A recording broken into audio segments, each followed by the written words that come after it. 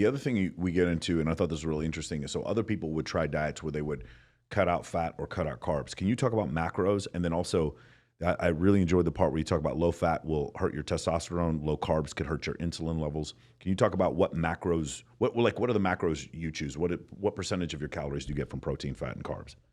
Yeah. So, the first thing we must understand is that most of the people that have reached a leadership position in the fitness industry are on drugs. They're on testosterone and many other compounds. We got there quick. Bro, you skipped like half my fucking questions and we're already there. That's beautiful. Keep going. Keep going. I love that. Yeah, no, it's just a matter of fact. Like the guys that are the biggest, the most jacked, that pop the most on social media, they're using stuff. And what they can get away with is very different than what a natural can get away with. And so one of the problems, and this is what I actually struggled with when I was younger, was this idea that you have to eat a ton of protein. Yeah. Now, if you're cutting, your calories are automatically going to be restricted. So you can't eat as many calories as you want. Okay. If you want to be in a deficit, your calories are going to have to come down a little bit. And in that, and then if you're having to eat a ton of protein, what that means is you don't get enough room for either fats. You have to go very low in fat, you have to go very low in carb, or you have to go decently low in both of them. And I ran into walls doing this. I was like, hey, Mike, I'm in a deficit. I'm eating all this protein. Something does not feel right. I'm not sleeping well. I'm young.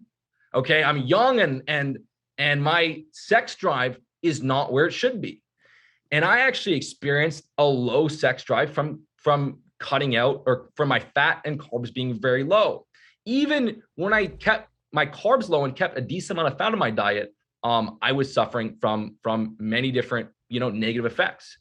Poor sleep, because you're getting, lower levels of serotonin in the brain. I'd hit a wall during training. And what I started to realize was, yes, fat is absolutely crucial for many different things. It's crucial for testosterone. It's also really important to stay full. If your diet is very low in fat, you're always going to feel sort of empty. You're going to be hungry because fat actually digests slower, and it helps trigger fullness.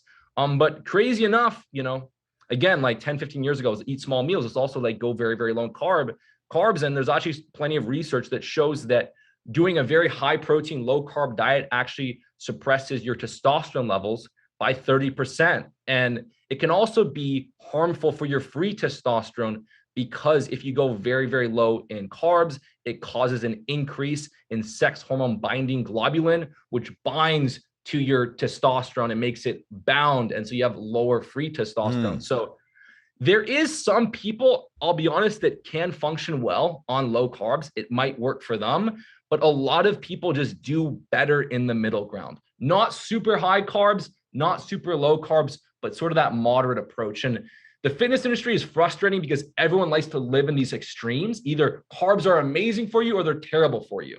Okay. If you're, in a calorie deficit and you're cutting and you're training hard, you're lifting, you want to have some carbs in your diet. It's going to replenish muscle glycogen. It's going to be helpful for putting your body in an anabolic state. And again, it's going to be helpful for, one of the key hormones that's imperative for staying lean, being lean, is leptin.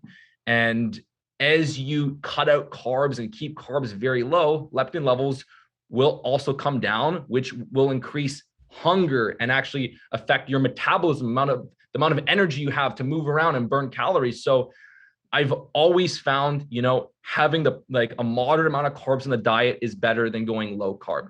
And so I gravitate towards the optimal amount of protein, which is a little bit under a gram per pound of body weight. It's about 0.82 grams per pound of body weight. Hit that optimal amount of protein. Do not push it higher, and keep a balance of fats and carbs. And this is the most effective for your hormonal system. And it's also the most enjoyable. Like just going to dinner, and having to eat, like just having a low fat meal is not fun. Okay. Fat actually makes food taste very good. So if you're just going to dinner, eating bland chicken breast, a potato or rice and no butter, just this bland meal, it's going to be very hard to be full. I've tried that. And I would actually be starving even if I ate my calorie maintenance. I'd be like, I have no fat. My body was like, I need food. As well, if you just eat lots of fat and protein and no carbs, you miss that feeling of satisfaction. You kind of feel like you feel full, but you still have cravings. Like it's like this desire hasn't been fulfilled. And you don't really get fully relaxed because the carbs help release serotonin. They make you feel happy and good. And so I test drove this stuff like massively in my, late teens, early 20s. And I kind of ran into issues. And then I just kind of did my own research and realized, okay, yeah, you know what? We are meant to eat a balance of macronutrients. There's a reason why we have protein, fats, and carbs out there. We need them all. Yes, you can get away with 0 carbs in your diet and your body will, be able to create ketones and all that. But I'm a big believer that is definitely not optimal.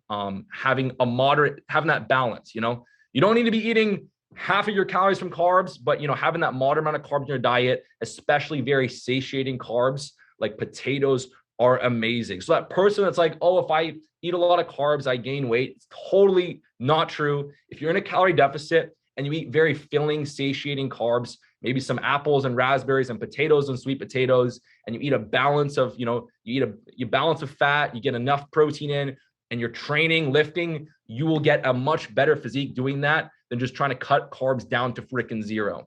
And it'll be way easier to sustain that low body fat and keep a higher metabolism for years and years and years, doing the moderate approach than cutting carbs down to near 0 or 50 grams.